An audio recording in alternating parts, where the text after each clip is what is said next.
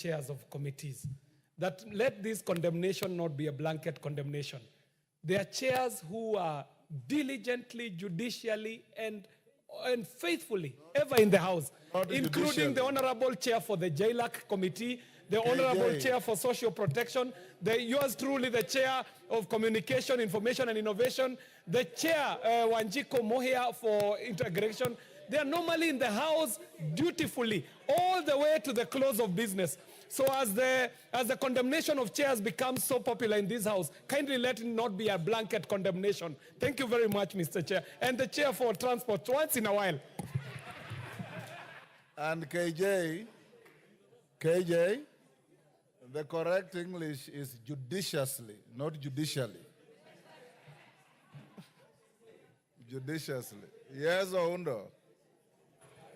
Speaker, I know I might not be qualified to offer you any advice or any counsel, but where I come from, we know we are fishermen. We always say the small fish can actually advise the big fish. And we also say, Honorable Speaker, where we come from, that when you feed the guinea fowl, don't forget the chicken. The guinea fowl can fly away, the chicken will always remain.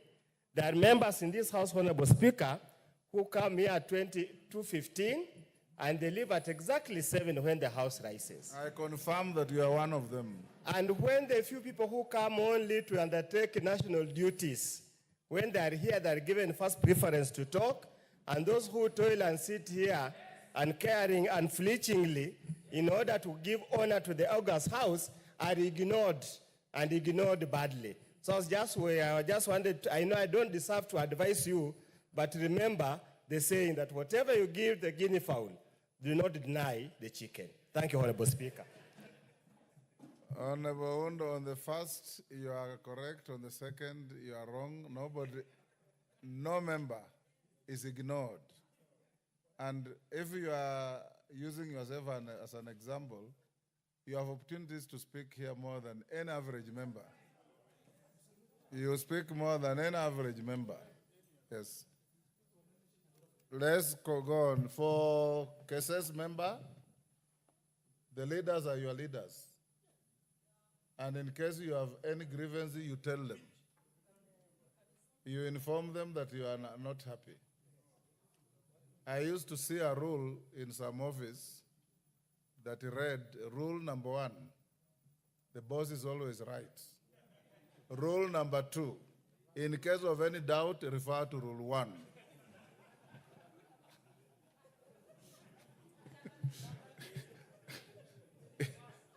Yes, Ferdinand.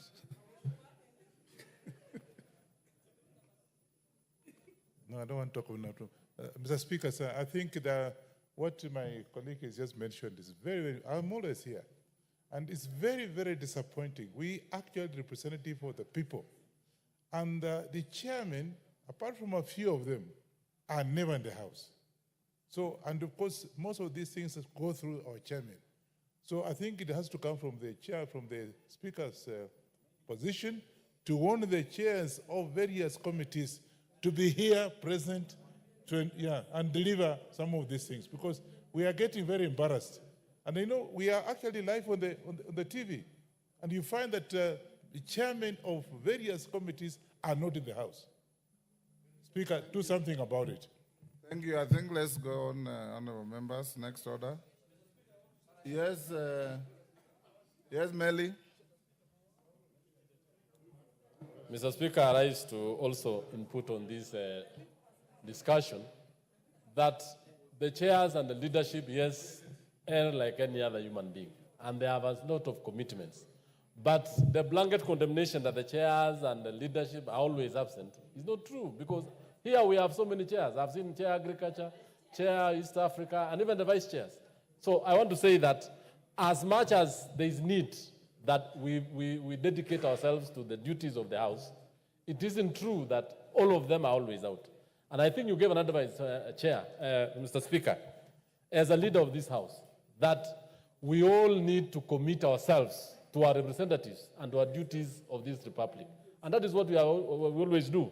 But the few who have actually made mistakes, we really need to bring them back and show them the need to be here every other time when the House rises until when the House sits until when it rises. Thank you, Mr. Speaker. Yes, Parashina.